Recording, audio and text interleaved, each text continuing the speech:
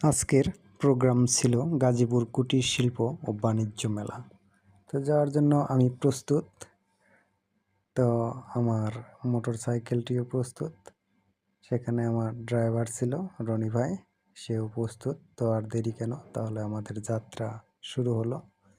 আমরা চলে যাচ্ছি গাজীপুর কুটির শিল্প ও বাণিজ্য মেলা। মাঝপথে আমাদের তেল শেষ, যার কারণে আমরা পাম্পের থেকে তেল নিচ্ছি। এখানে দেখা যাচ্ছে পাম্পের মধ্যে মুরগিও। যাক, তেল নিয়ে শেষ করে আমাদের যাত্রা আবারও শুরু করলাম।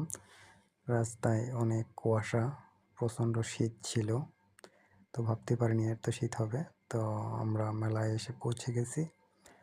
মেলায় পৌঁছে আমি একটু ভাবসাব নিচ্ছি, চুল টুল ঠিক করছি, চশমাটার গেট আপ করে নিচ্ছি, কারণ একটু ভাব না নিলে কি আর হবে, যেহেতু মেলায় আসছি। তো মেলায় ঢুকে আমরা প্রথমে যে গেটটা কিন্তু অনেক সুন্দর হয়েছে। গেটটার সামনে থেকে আমি একটু দেখে নিচ্ছি যে আসলে সত্যি অসাধারণ। তো গেটটা ক্রস করে ভিতরে ঢুকতেই দেখলাম যে অনেক দোকান। তো দোকানগুলোতে আমাদের আসলে কেনার মতো কিছুই নেই, শুধু মেয়েদের জিনিসপত্রই বেশি। মেয়েদের যে আপনার যে কসমেটিক্সের জিনিস, আবার ছোটো বাচ্চাদের যে খেলনা, পুতুল, এইগুলোই। তা আমাদের ছেলে মানুষের জন্য তেমন কিছু নাই বললেই চলে। তো আমরা দেখতেছি অনেক সুন্দর, আপনারাও দেখতে পারেন। তো চাইলে কিন্তু আসতে পারেন এই মেলাতে, ঘুরে যেতে পারেন। এটা হচ্ছে গাজীপুরেই। তো এর মধ্যে ভাবলাম যে হয়তো বা কিছু কেনা যেতে পারে। তা যাই হোক, আমরা সামনের দিকে এগোবো। দোকানপাটের অভাব নেই। তো আমরা অনেক রাত্রিবেলা চলে গেছি, তো যার কারণে অনেক দোকান বন্ধ হয়ে গেছে।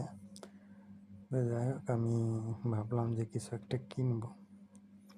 তো কেনার জন্য যাচ্ছি কসমেটিক্সের দোকানের দিকে।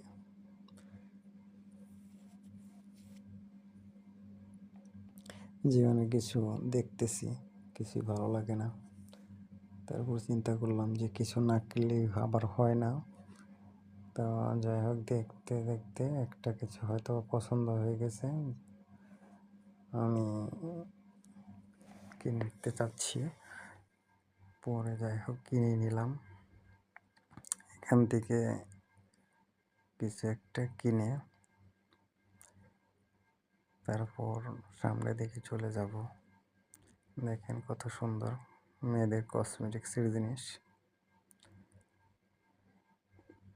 দোকানদারকে বলতেছি এটা কত